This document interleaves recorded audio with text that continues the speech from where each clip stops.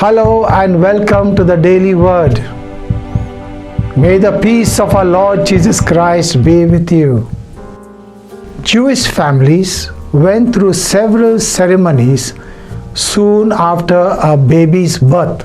First, circumcision.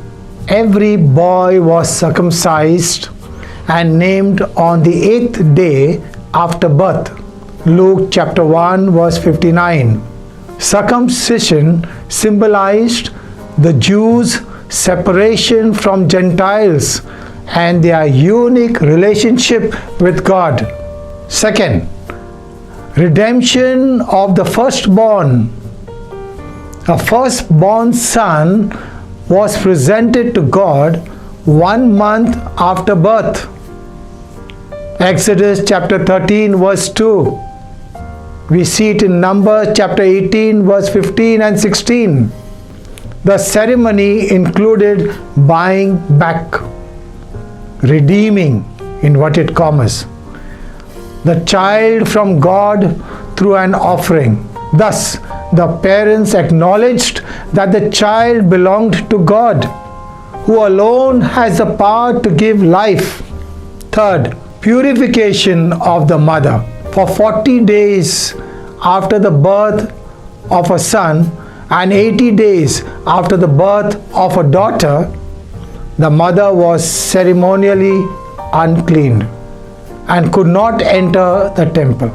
At the end of a time of separation, the parents were to bring a lamb for a burnt offering and a dove or pigeon for a sin offering.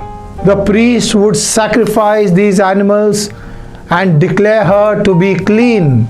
If a lamb was too expensive, the parents could bring a second dove or pigeon instead. This is what Mary and Joseph did.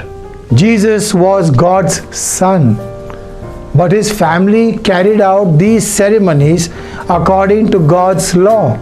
Jesus was not born above the law. Instead, he fulfilled it perfectly. When Mary and Joseph brought Jesus to the temple to be consecrated to God, they met an old man who told them what their child could become.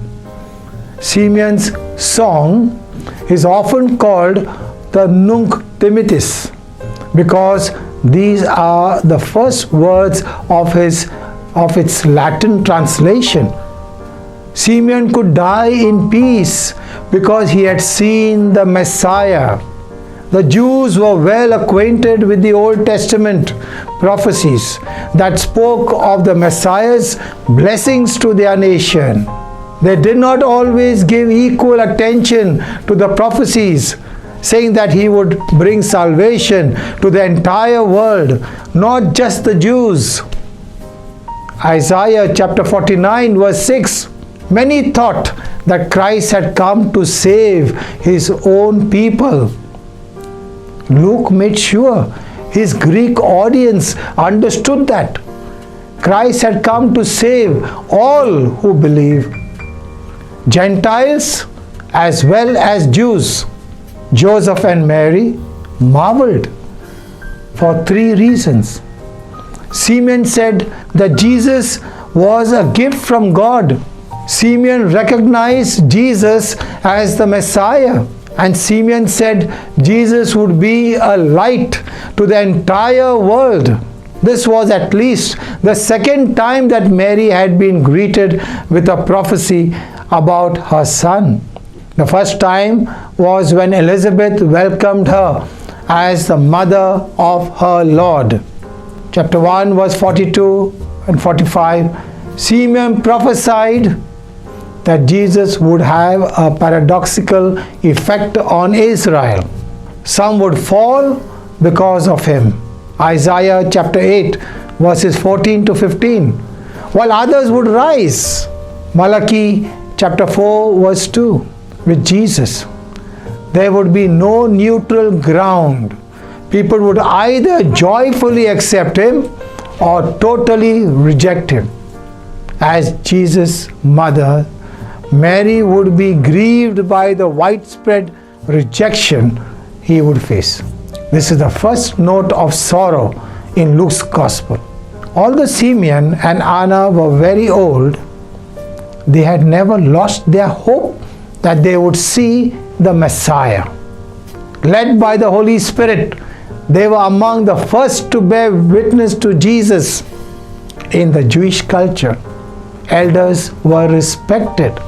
So because of Simeon's and Anna's age, their prophecies carried extra weight. Our society, however, values youthfulness over wisdom, and potential contributions by the elderly are often ignored.